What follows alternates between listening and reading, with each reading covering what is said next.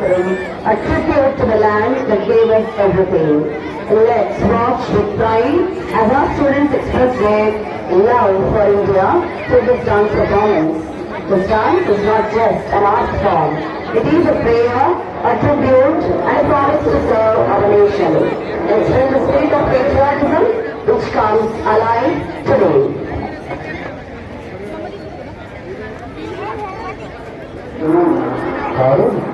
admit మరి situation company ఉంది